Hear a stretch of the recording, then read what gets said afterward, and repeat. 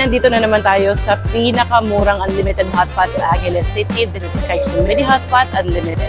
By this time, hindi ko na mabilang kung ilang beses na nga ba kaming kumain dito. At hanggang ngayon, extended pa rin yung promo nila na $399 lang ang unlimited hotpot. And by this time, you know the drill. Unlimited ang gulay, hotpot balls, side dishes, pati pork and beef. Alam nyo ba, a few weeks ago, ang dami kong piniem sa mga followers natin kung sino yung gustong sumama sa akin dito. Tapos ang sagot ba naman ng iba, nahihiya daw? So sino bang hindi mahihain dyan? Samahan nyo ako next time. As always, tom yum yung in-order naming broth. Tapos nakarami talaga kami ng beef at ng gulay.